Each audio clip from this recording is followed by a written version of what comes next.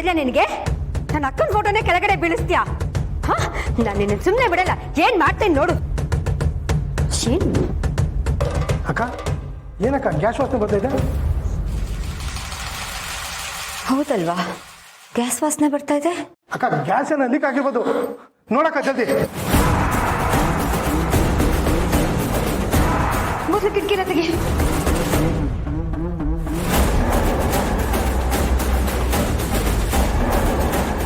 ನಾನು stove on ಮಾಡಿ ಹಾಗೆ ಬಂದ್ಬಿಟ್ನಾ? ಏನಕ್ಕ ನೀವು ಸ್ಟವ್ ಆನ್ ಮಾಡ್ಬಿಟ್ಟು ಈಚೆ ಬಂದಿದ್ದೀರಲ್ಲ, ಸ್ವಲ್ಪ ಹೆಚ್ಚು ಕಡಿಮೆ ಆಗಿದ್ದೀರಾ ರೂಮೇ ಬ್ಲಾಸ್ಟ್ ಆಗಿರೋದು. ಆಮೇಲೆ ನಿಮ್ ಗತಿ ಏನಕ್ಕ? ನಾನು ಇನ್ನೇನು ಲೈಟ್ರನ್ನ ಆನ್ ಮಾಡ್ತಿದ್ದೆ ಅಷ್ಟರಲ್ಲಿ ಆ ಮಗು ಫೋಟೋನ ಕೆಳಗೆ ಬೀಳ್ಸಿದ್ಲು. ಅದಕ್ಕೆ ನಾನು ಅವಳ ಹತ್ರ ಬಂದೆ. ಇಲ್ಲ ಅಂತಿದ್ರು ನನ್ನ ಕತೆ.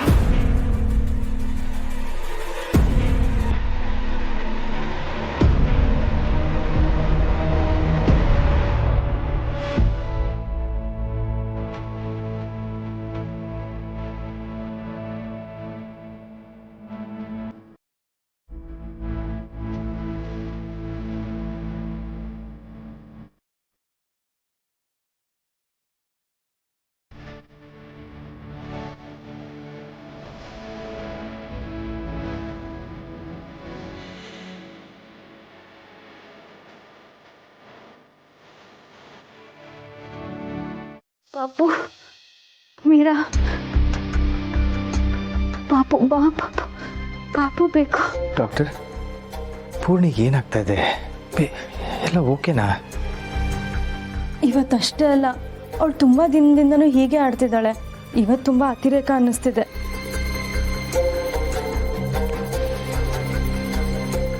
ಇವರು ಮೆಂಟಲಿ ವೀಕ್ ಆಗಿದ್ದಾರೆ. ಮಗು ಇಲ್ಲದೆ ಅವ್ರ ಮಾನಸಿಕ ಪರಿಸ್ಥಿತಿ ಹದಗೆಡ್ತಾ ಇದೆ. ದಿನದಿಂದ ದಿನಕ್ಕೆ ತುಂಬ ಹದಗೆಡ್ತಿದ್ದಾರೆ. ಹೌದು ಡಾಕ್ಟರ್, ಮಗು ಇಲ್ಲದೆ ಅವಳು ತುಂಬ ಹಿಂಸೆ ಅನುಭವಿಸ್ತಿದ್ದಾಳೆ. I can understand. ನೋಡಿ, ನಾ ಒಂದಷ್ಟು ಮೆಡಿಸನ್ನ ಕೊಡಬಲ್ಲೆ, ಆದರೆ ಆ ಟ್ಯಾಬ್ಲೆಟ್ ಪವರ್ ಕಮ್ಮಿ ಆದಮೇಲೆ ಅವ್ರು ಮತ್ತೆ ಅದೇ ರೀತಿ ರಿಯಾಕ್ಟ್ ಮಾಡ್ತಾರೆ. ಅವ್ರಿಗೆ ಮುಖ್ಯವಾಗಿ ಬೇಕಾಗಿರೋದು ಅವ್ರ ಮಗು. ನಾವು ಕೂಡ ಮಗುನ ಆದಷ್ಟು ಬೇಗ ಅವ್ರ ಹತ್ರ ಸೇರಿಸೋ ಪ್ರಯತ್ನದಲ್ಲೇ ಇದ್ದೀವಿ. ಅಲ್ಲಿವರೆಗೂ ಅದಕ್ಕೆ ಏನೂ ಆಗಬಾರ್ದು. ನೋಡಿ, ಆದಷ್ಟು ಬೇಗ ಅವ್ರ ಮಗುನ ಅವ್ರ ಹತ್ರ ತಂದು ಸೇರಿಸಿ. ಅವಾಗ ಅವ್ರು ತಾವೇ ಚೇತರಿಸ್ಕೊತಾರೆ. ಇಲ್ಲ ಅಂದರೆ ಸಿಚುವೇಶನ್ ಕೈ ಮೀರೋಗುತ್ತೆ. ಅವ್ರನ್ನ ಹಾಸ್ಪಿಟಲ್ಗೆ ಅಡ್ಮಿಟ್ ಮಾಡಬೇಕಾಗತ್ತೆ. Thanks doctor. ನಾವು ಆದಷ್ಟು ಬೇಗ ಮಗುನ ಕರ್ಕೊಂಡು ಬರ್ತೀವಿ. ಪೂರ್ಣಿಗೆ ಏನೂ ಆಗಬಾರ್ದು, ಅವಳು ಹುಷಾರಾಗಿರಬೇಕು. ಸರಿ, ನಾನು ಕೊಟ್ಟಿರೋ ಟ್ಯಾಬ್ಲೆಟ್ಸ್ನೇ ಕಂಟಿನ್ಯೂ ಮಾಡಿ. ಟೈಮ್ ಟು ಟೈಮ್ ಕರೆಕ್ಟಾಗಿ ಕೊಡಿ. ನಾನಿನ್ನು ಬರ್ತೀನಿ.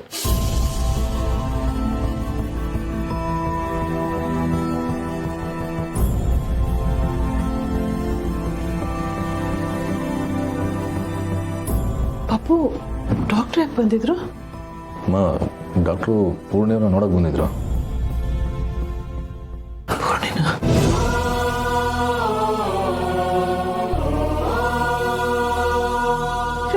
ಪೂರ್ಣಿ ಮತ್ತೆ ಏನಾಯ್ತು? ಅಕ್ಕ ಮೀರನ್ನ ತುಂಬ ಮಿಸ್ ಮಾಡ್ಕೋತಿದ್ದಾಳೆ. ಮೀರಾ ಇಲ್ಲದೆ ತುಂಬ ಹಿಂಸೆ ಅನುಭವಿಸ್ತಿದ್ದಾಳೆ. ಇವತ್ತು ಹೇಗೇಗೋ ವಿಚಿತ್ರವಾಗಿ ಆಡ್ತಿದ್ಲು. ಮೀರಾ ಅಂತ ತುಂಬ ಕನ್ವರ್ಸಿದ್ಲು. ಅವಳ ಪರಿಸ್ಥಿತಿ ನೋಡೋಕ್ಕಾಗದೆ ಡಾಕ್ಟರ್ನ ಕರೆಸಿದ್ವಿ.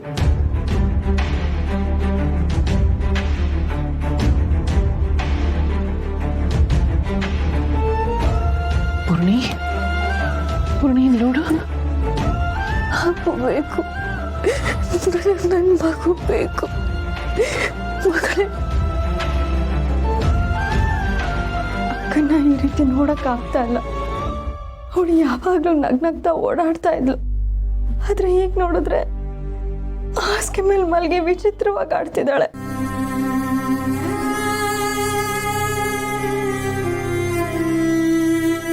ಒಂದು ಕಡೆ ಮೀರಾ ದೂರ ಆಗಿರೋದು. ಆಶ್ರಮದವ್ರು ಹೇಳ್ದ ಹಾಗೆ ನನಗೆ ಸಂಬಂಧಪಟ್ಟ ಎಲ್ಲ ವಸ್ತುಗಳನ್ನು ಈ ಮನೆಯವರೇ ತಗೊಂಡು ಬಂದರು. ಇವರು ಅದನ್ನೆಲ್ಲ ಇಲ್ಲೇ ಎಲ್ಲೋ ಎತ್ತಿಟ್ಟಿರ್ತಾರೆ. ಅದು ಹೇಗಾದರೂ ನನ್ನ ಕೈಗೆ ಸಿಗಬೇಕು. ಮನೇಲಿ ಯಾವಾಗ ನೋಡಿದ್ರು ಯಾರಾದರೂ ಒಬ್ಬರು ಇದ್ದೇ ಇರ್ತಾರೆ. ಹಾಗಿದ್ದಾಗ ನಾನು ಆ ವಸ್ತುಗಳನ್ನು ಎಲ್ಲಿ ಅಂತ ಹುಡುಕ್ಲಿ, ಹೇಗೆ ತಗೊಳ್ಳಿ?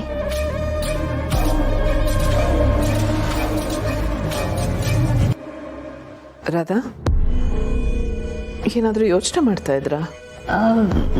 ನಾನಾ ಇಲ್ಲ, ಸುಮ್ಮನೆ ಹಾಗೆ ಕೂತಿದ್ದೆ. ತಗೊಳ್ಳಿ ನಿಮ್ಮ ಟ್ಯಾಬ್ಲೆಟ್.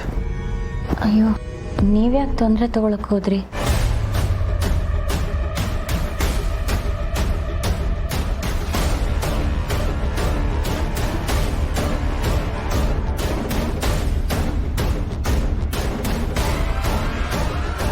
ನನ್ನ ಮಾತ್ರೆಗಳನ್ನ ನಾನೇ ತಗೋತೀನಿ.